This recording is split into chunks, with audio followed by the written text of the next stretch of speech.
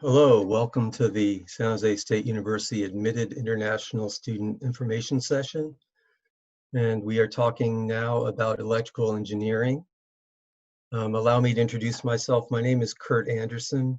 I'm the Senior Director of International Recruitment and Partnerships.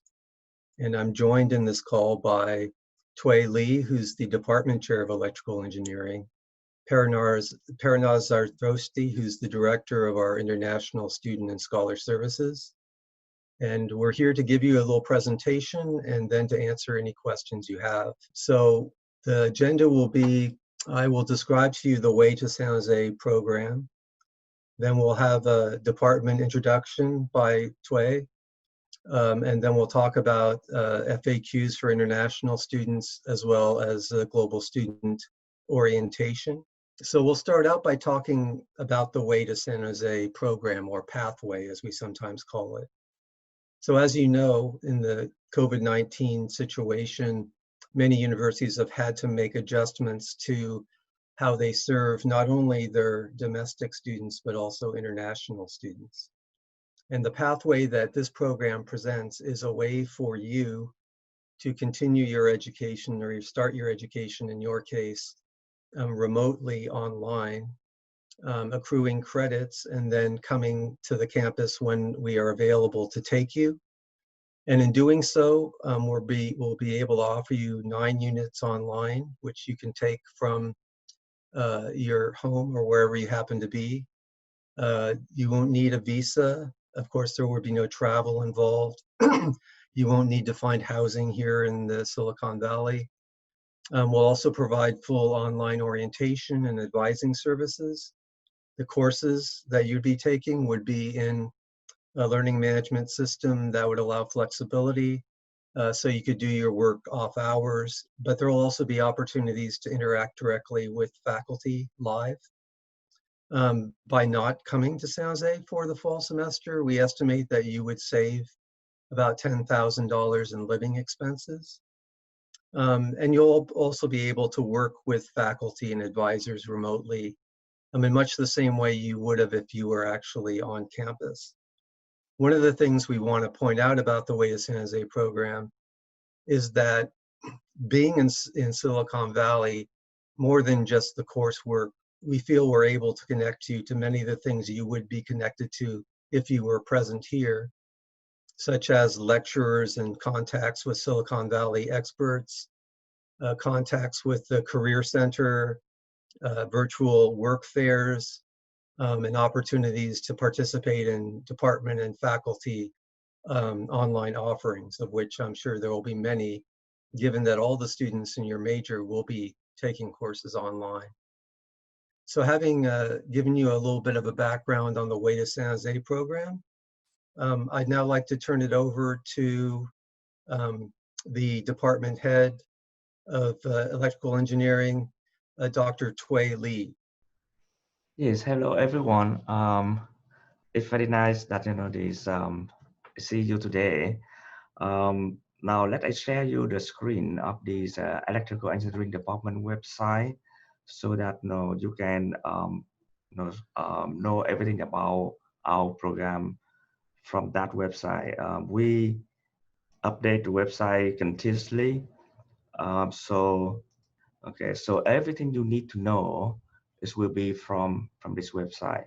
So you can see that you just type ee.sjsu.edu and then you get to our website here. Now we have the video about our department here.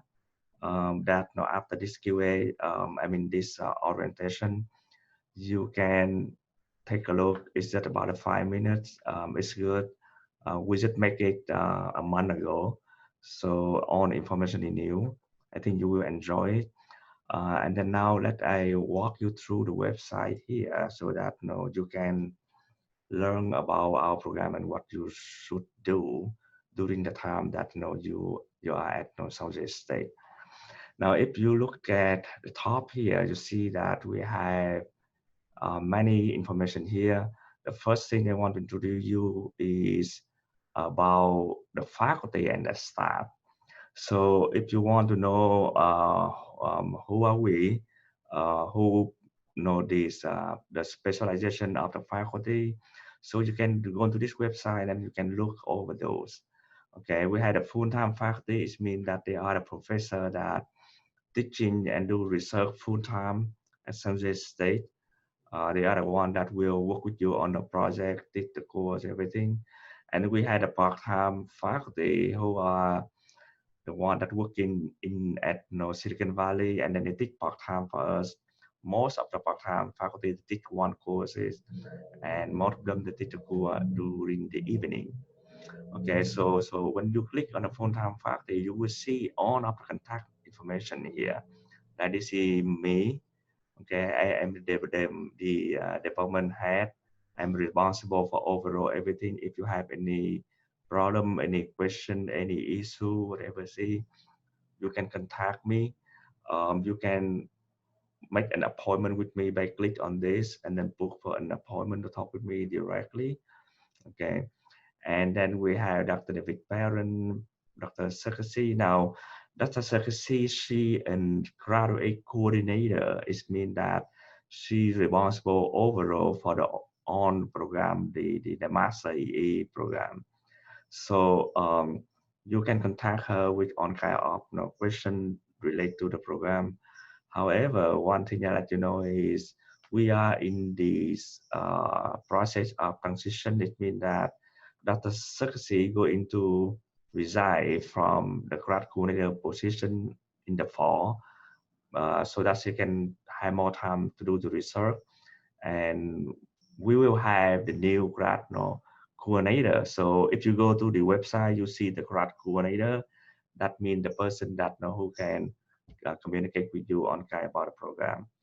And then we also have the other person, Dr. David Brook, who is the one that work with you on kind of about advising about the paperwork, CPT, OPT, everything. Now, this so those are the factors here. Now, let us show you about the other. Like you see here, this administration. Okay, so administration here, that means that am I here, Dr. Sarkozy, grad coordinator here, and also Dr. David Brook. He the one that communicate with you everything about the policy, the form, CPT, OPT, do kind of thing. And then we had the staff, these the two staff that you will contact frequently is the Rupa, Gotham, and Ori Leon. Now, Rupa is the one that will help you with everything related to the office. Like you had a problem of adding the core, you had a problem of your file, whatever. So you contact Rupa here, and Ori is the technical analyst. So if you have any issue about the network, about anything related to the lab, the part, the component, the system, then you contact Miss Ori Leon. So all of the information that you need will be on our website. Okay, that regarding to the faculty and the staff. And then now let I go to the program. Now, if you go to the academic, you see that we had a BS and an MS here because you are a master student. So everything will be here. So you click on the MS Electrical Engineering, and then you see all of the information here.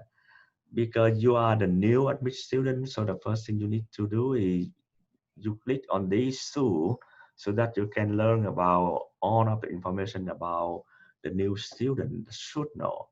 Okay, and then the remaining the information here that you can see. Now here we had a form. In this we list all kind of form that you usually need. Okay, so if you need to fill out some kind of form, you can click on that, and it will have instruction for everything for you here.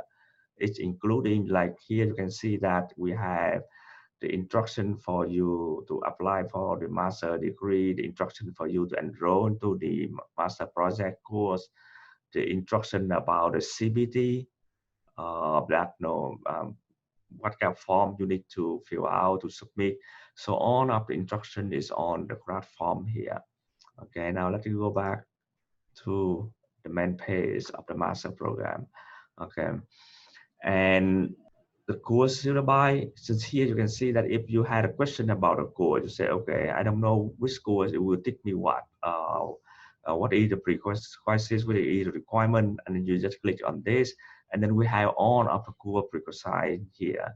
The syllabus we put here in the syllabus of the previous semester. After the semester starts, we will update the syllabus of the current semester.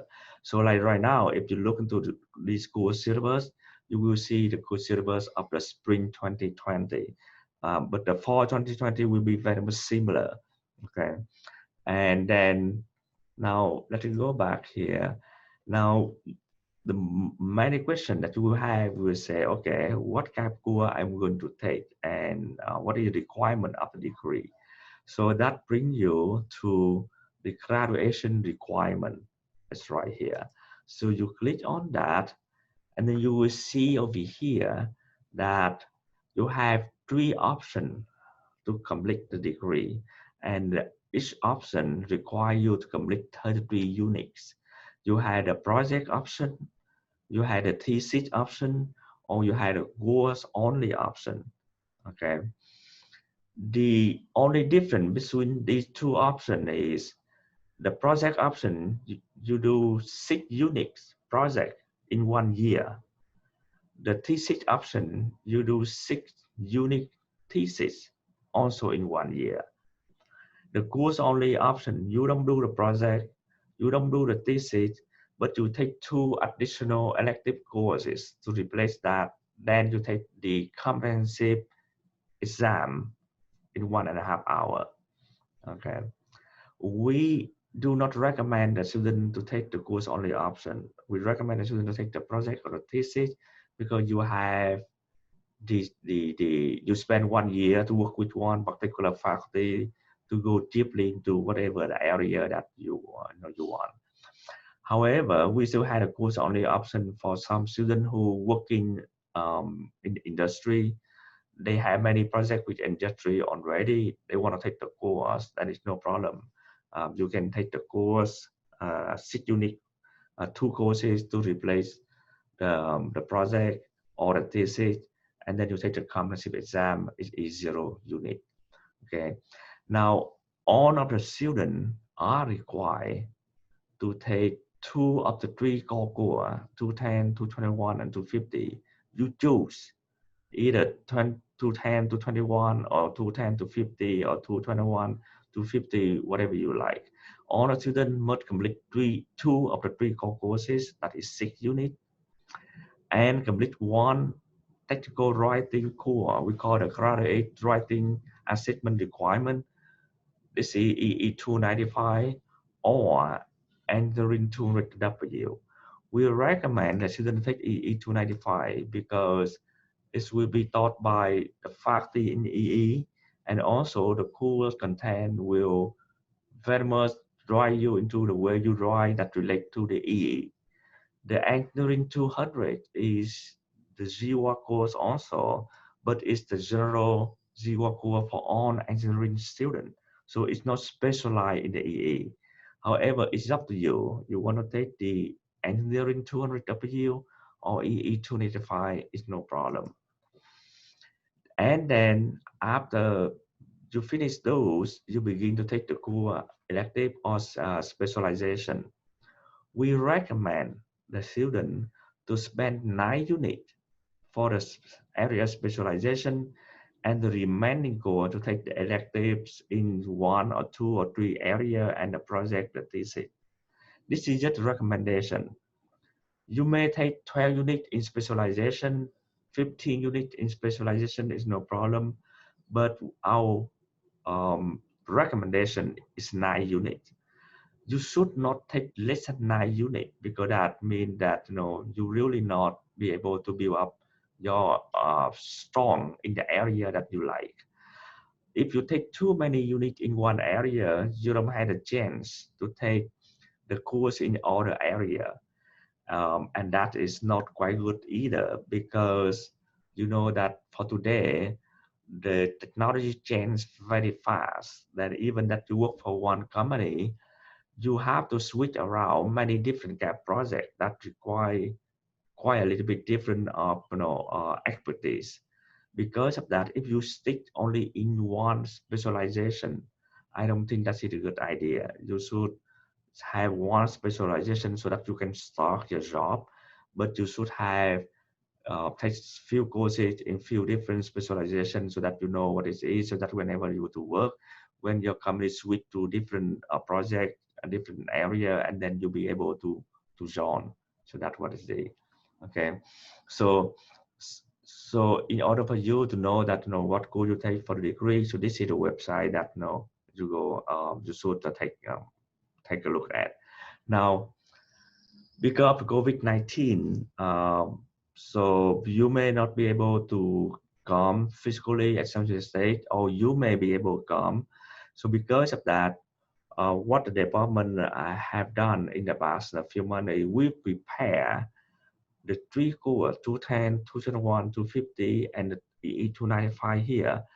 We schedule these three courses, four courses in the time zone that if you are in India, China, Vietnam, Korea, it means that the time zone different like 12 and a half hours to 15, 16 hours. You still can take the course because it will be in the daytime. It means that it can be start from 6:30 a.m. Until noon or afternoon, things like that. So we schedule these four courses in that time zone so that you can take. And my recommendation is, if you cannot come to San Jose State, my recommendation is you take two core courses and E295 here during your first semester that make up your 9 units. These four courses, I will talk with the professor who did do four courses, let them know that they will have many students from other country join the class, so they will open the office hour or make an appointment or whatever is in the way that will accommodate you. Okay, for many other courses you can take if you want to, because most of the courses will be online, but the faculty in Duku, they are not really prepared for the student that with the time zone like 12, 15, 16 hours. So it's still okay, but it's not really that what we prepare for you. Okay, but you can take many other courses that as soon as uh, the time is okay for you if you like. Now, all of the graduate level course that not involved in the lab, we already prepare that the exam will be in person and the lecture will be online. However, the exam we will have a version that online also. But like I said, if you take the course that the time zone so much different, then the exam will be at that time. Suppose you take the course that it's happened that it's 2 o'clock in the morning in India, and then on the exam day you have to wake up at 2 o'clock to do the exam. Okay, even you do online, but it have to be at the same time with many other students in the class. Because of that, I recommend you to take the first semester, you take either two of the three courses here and also the EA295, because the time zone will be okay for you. Now, on the four courses, I already asked the faculty that when they do the lecture, they will make the record the lecture to be recorded also. So it means that if someday that you miss the lecture, and then you can listen to the lecture record. Okay, but of course it's not good. I mean, like you attend the lecture online because you had a chance to ask the professor in the question. I mean, the question interactively by go through the recorder. If you had a question you cannot ask, you wait until you have this office hour or the appointment for you to ask a question, and then you have to come back to the record again. Then I don't think this will I mean it will cost you a lot of time. So attend the lecture interactively on where is the better option. Okay, so that's what is A, and then now let I show you the lab. We have many lab here that for the student to come, but if you cannot come and then you want to connect into the lab, and then you can do so remotely. Okay, you can contact these department analyst here, Miss Ori Leon here. Okay, then she can point you to the instruction how to remote log in into our lab. Okay, now because you are, whenever that you start to enroll into the program, you will be automatically have the account on the Unix system. The Unix system is the cluster of workstation that we have a synopsis, cadence software installed in there so that you can do the project, whatever that you like with the software. So the synopsis and cadence software are the tools, main software for the chip design that most of the EE students use the software for their class and the project. Now, I should mention also that even if you take the schools only option, it doesn't mean that you don't have any project to do, because most of the class that in the EE department, you will end up with the final class project. Okay, the final class project is not a small project. It's also kind of a little bit, heavy and big project, but it's concentrated in that class only. The topics, the way you do the project will be just concentrated on into that class. Now, because of that, I recommend you not to take more than 9 units. All right, take only 9 units. The first few weeks of a semester, you may think that okay, 9 units, 3 classes, I have a lot of time because we have only one homework every week. We had a final exam, the midterm exam, um, and then some quiz. So I still have a lot of time. No, don't think that way. You may have the extra time during the first few weeks of the semester, but you will be heavily overloaded at the last few weeks of the semester, because at the last few weeks is the time that you have to turn in too many things, including the project. Okay, the project during the semester you may have just do a little bit, but when the end of the semester come, it means that everything you only go through, and then you have to complete your class project, and that's the time that you will be heavily overloaded. So if you take too many units, you may not have enough time to do the class project, and that's not the good idea. Okay. Now, at the end of your program, it means that after you spend 1.5 year, 2 year, you spend 1 year for the master project, and then you will attend and present your project at we call the EE Student Project Symposium. Okay, I just show you like this semester because of the COVID-19, we do the symposium online, and each student will present the project like a poster online here. But this, like I can show you it in the 419. We don't do the project online. The student will show the symposium in person. So this is the schedule of the symposium that you can see here. And let I find out some kind of um, photo. I show you about the symposium like here. This is the 418 student project symposium. So you do the presentation like this. You can see it here.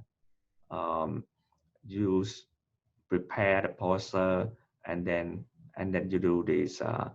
You present your poster with the other student, the faculty, the industry, the EE alumni. They come back to attend a symposium, things like that.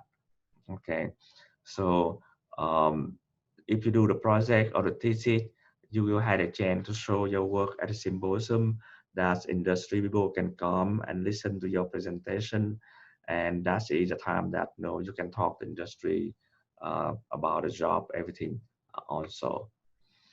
Okay, so I think that this I should stop here so that other will tell you something now. I tell you this before the semester start, we will have this the EE orientation also, so that we can go through the program again.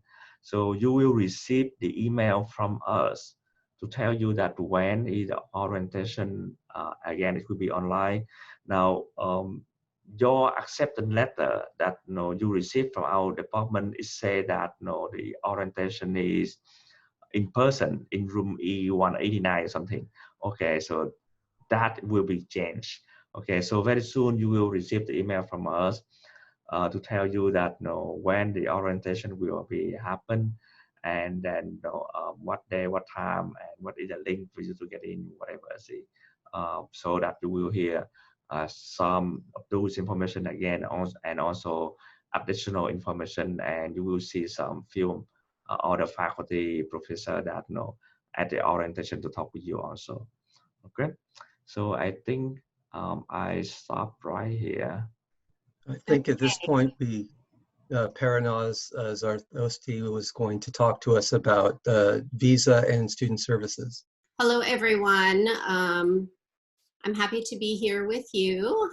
As Kurt mentioned, my name is Paranaz Zartosti. I'm the Director of International Student and Scholar Services. Our office is charged with helping all of you as international students with your immigration status and providing programming to support you while you're here at SJSU. However, as you are all experiencing, COVID-19 has shifted things for all of us a little bit. So I'm here to address some of your concerns that you may be having. So I know one question did come through, and I would like to address that first, is the Way to San Jose is offering you an opportunity to enroll in classes from your home country online without physically being here in San Jose, California. And with that, you do not need an immigration status, right? You need an immigration status only when you are here in the United States. So you can legally enroll in the courses from your home country, as Tweed was describing, the courses that would be applicable to you, and then really get prepared to hopefully come here in the spring. So let me just take a few steps back and talk a little bit about the F1 immigration regulations. I think you're all very savvy, and you probably know all these, that as an F1 student at the graduate level, you need to be enrolled in 9 units each semester to maintain your F1 status. And normally, under normal circumstances, F1 immigration regulations limit the number of online classes that you can be enrolled in. So you could only take 1 online course to be applied to the 9-unit load each semester. However, due to COVID-19, spring 2020, the Student and Exchange Visitor Program, or SEVP, which you're probably all familiar with, allowed for all online classes for our F1 students, and they were able to maintain their status. For fall 2020, as you're aware, San Jose State and other California state universities have determined that the mode of instruction will be mostly online with some hybrid classes. We are still awaiting guidance from the Student and Exchange Visitor Program in terms of if they will consider online classes as maintaining F1 status. Okay. The other thing to keep in mind is that the registration for the Way to San Jose opens up on June 15th. There's a link on this slide. So you have been admitted to San Jose State, and you have probably received an I-20 by now. So that I-20 has a start date of August. At this point, it is highly unlikely that you will be able to enter the United States in time for the start of classes in the fall. One, the US consulates and embassies all across the world are shut down. I know some have opened up and are giving appointments to students. However, from what I understand, the earliest appointments are not until October, November, some into 2021. Okay, so there's that piece of it. The other piece is when you do receive your I-20, you will be paying a SEVIS fee for that SEVIS ID number. One thing to remember is because the consulates and embassies are shut down currently, we can certainly defer your start date to January 2021 with you enrolled in online classes in the fall from your home country. Now, some of you may have paid the DS-160 application fee for your visa. That's fine. That application fee, once you pay it, you can apply for your visa for up to 1 year. So that will not be a problem, okay? The other question that has come up frequently, I know all of our students want to take advantage of being here in Silicon Valley, and CPT and OPT are big questions for our international students. So what happens if I am an international student and I take my classes from my home country in fall 2020? When will I be eligible for CPT? So the F1 regulations stipulate that in order to be eligible for CPT, you need to be enrolled in full-time F1 status for 1 academic year. So under normal circumstances, if you are able to get to San Jose in fall, and SEVP does make the exception for online classes, so fall and spring, so by summer, you would be eligible for CPT. Now, given the current situation, as I mentioned earlier, it is highly unlikely that you will be able to make it here in person in the fall. As such, hopefully you will be here in January 2021. So you would enroll full-time in spring 2021. You have the option to also enroll full-time in the summer, and full-time for summer is considered 6 units at the graduate level because it's during a shorter period of time that you're doing the coursework. So by fall 2021, you would be eligible for CPT. The other option is you would do full-time spring, you take a break in summer, which is normally an optional term, and fall 2021, you would enroll full-time, and by spring 2022, you would be eligible for CPT. Okay, I also recommend that you go to our website. We have compiled a list of frequently asked questions on our website, which you can find if you do, you can either go to this link when we send you the PowerPoint, or if you are familiar with our website, it's under the resources tab, which is on the far right side of the website. And there is an FAQ specifically for newly admitted students. So I encourage all of you to review that. And if you have any additional questions, feel free to contact our office at international-office@sjsu.edu. Okay, next I want to talk a little bit about the support that we provide you. International Student and Scholar Services, as I mentioned, is not only here to support you with your immigration questions, but we want to build a community of international students. We want to help you get adjusted and acclimated to this new environment.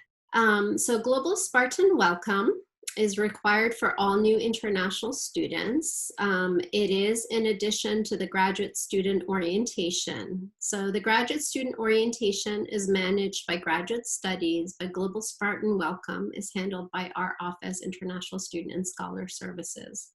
There is no fee to attend. It is an opportunity to connect with all of our staff, with international students, and global leaders who are really the orientation leaders, who are your peers who have been here at San Jose State and can help you navigate your way through your first semester. We do have a lot of programming on cultural transitions and of course about maintaining your F1 status. If we can go to the next slide, please. So this year, our format is going to be a little bit different due to COVID-19. All of our programming will be virtual and online.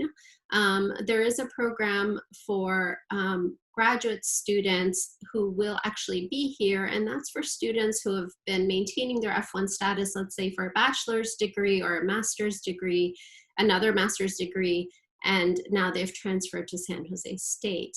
Now, most of you are abroad, so we are also offering programming for you because we do feel that it is important for you to connect to your peers here on campus.